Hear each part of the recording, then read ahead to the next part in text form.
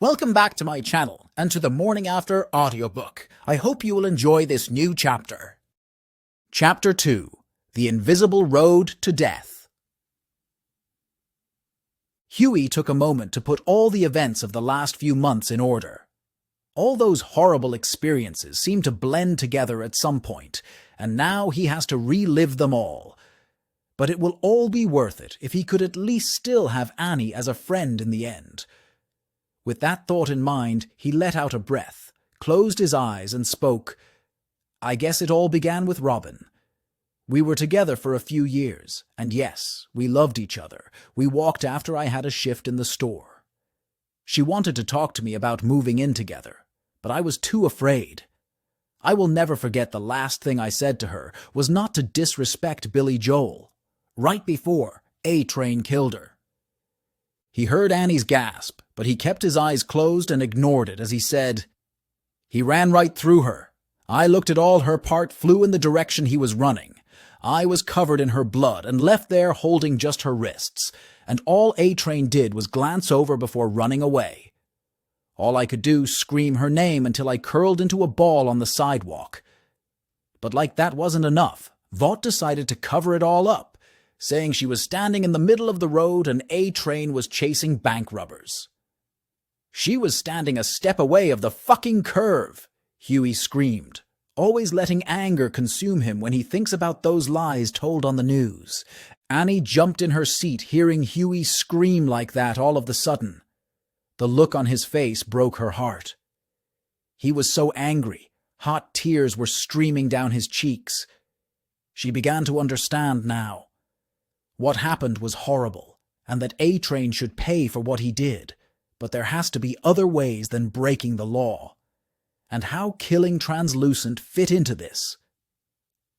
She looked back at Huey with a concerned look. The thought to come close and offer him some comfort flew past her mind, but she resisted. They weren't there yet. He still had too much to explain.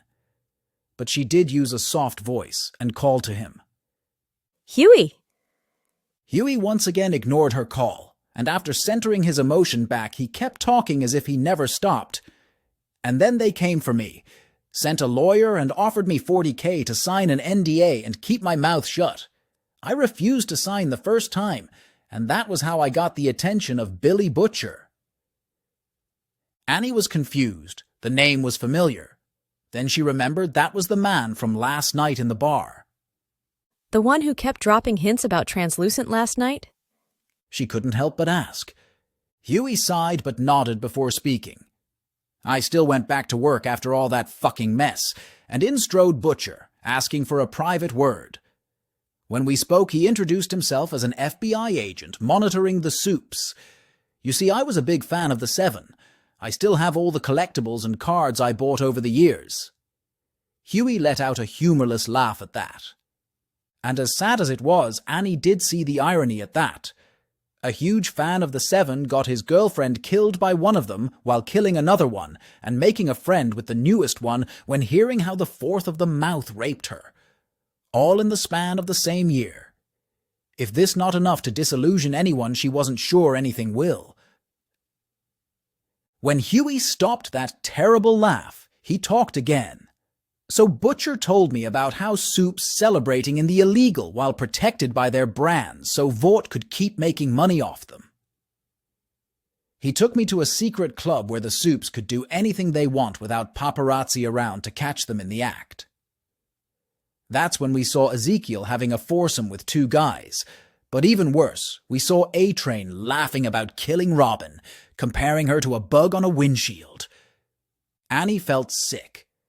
She wished she could say it was because of what A-Train said, but the truth was that while it was horrible and disgusting, the Ezekiel revelation hit her much harder.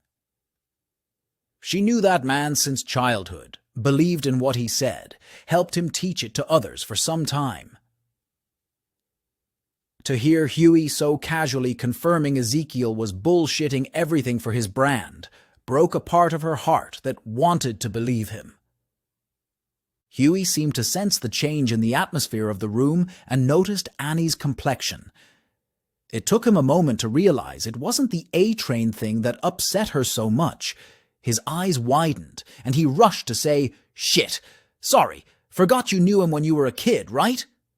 Annie signed heavily, nodded and spoke firmly. Yeah, but that's not the issue now. I will deal with that later.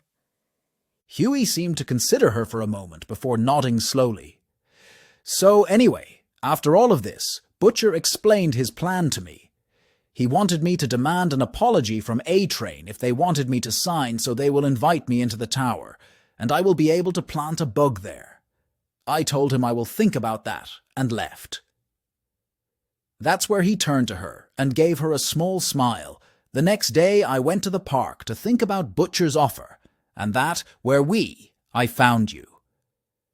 You see, at that point the plan was to plant a bug in the tower, not on you, and all I knew was that I met this awesome girl named Annie. I never knew you were Starlight of the Seven. And Annie believed him this time, because now with clear mind it made a lot more sense than what she pictured before. Huey gave a small chuckle. You are not the only one inspired by our conversation, you know. After all the taking heads clean off thing, I felt empowered enough to find Butcher and tell him I am in with his plan. The next thing I knew, I was on the phone with Volt, and then in the tower. His soft little grin turned into a scowl before he said, "Of course, A-Train refused to apologize, giving excuses instead. After he left, but before I sign, I asked to go to the bathroom so I could prepare the bug to plant under the table. A fun fact, I saw you go in to wash your hands while I was there and dropped the bug because of that." Well, I didn't know it was you. I knew it was Starlight because I saw the boots. But if I knew it was Annie too, well, actually, I'm not sure what I would have done. For the first time since he blurted the truth, he saw Annie smiling. It encourages him to continue. I planted the bug, and Butcher drove me back to work. I guess Translucent was in the bathroom too, because he followed me to the store and began attacking me while demanding to know who I am. Butcher drove his car inside the store and hit Translucent. After a short battle, I electrocuted him, because you know carbon skin. We both thought he's dead, and Butcher told me to help him get the body in the trunk. I was confused and asked him why he isn't calling the feds. That was when he told me he wasn't an agent. Huey gave a long sigh. At that point, I was too deep and in too much shit to walk away without consequences. To cut to the main parts, Translucent was alive, so Butcher took us to an old friend of his called Frenchie. All three of us built the electricity-powered cage with tinfoil around to stop him from escaping. One thing led to another, and Frenchie figured that while we can't break Translucent's skin, his inside was vulnerable. So Huey cleared his throat awkwardly before saying lowly, "Put a bomb up his ass." Annie chocked for a moment and looked at him shocked. I'm sorry. You what? Huey gave another awkward nod. Yeah, I didn't like it much either. But then Butcher and Frenchie had to deal with Homelander finding us, so they gave me the trigger to the bomb. Translucent managed to escape from his cage. He tried sweet-talking me into letting him go. But as he was walking away, I thought about Frenchie and his friend, Butcher, my dad, everyone who will get hurt if Translucent will tell Homelander everything. Before I knew what I was doing, I pushed the trigger, and a second later was covered in blood for the second time in my life. I went into shock barley, comprehending what I just did. Huey let out a deep breath, looked deep into the brown eyes of Annie, and said lamely, "And that's that story." Annie shook her head sadly. Oh, Huey, I am sorry you had such a hard time, and I can see how this situation was forced on you.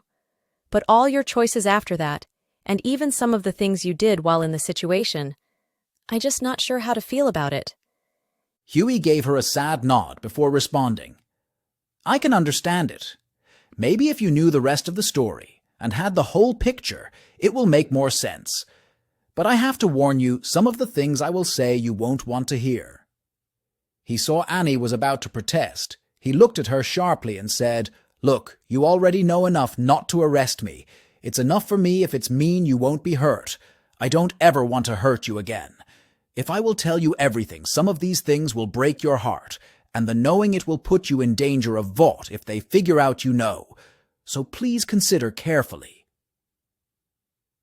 Annie took a long moment to consider Hughie's words, but when she looked into his blue eyes, her heart clenched.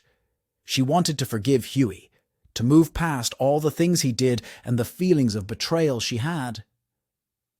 The only way that could happen will be if she knew everything. Was Hughie worth the danger and hurt? Yeah, for her he does, because even after months in this damn city, he was still the best thing that happened to her, and she wants to keep it.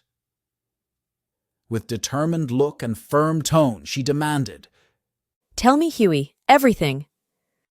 "Thank you for listening. Leave a like and don't forget to subscribe if you enjoyed this audiobook. Stay tuned for the next chapter.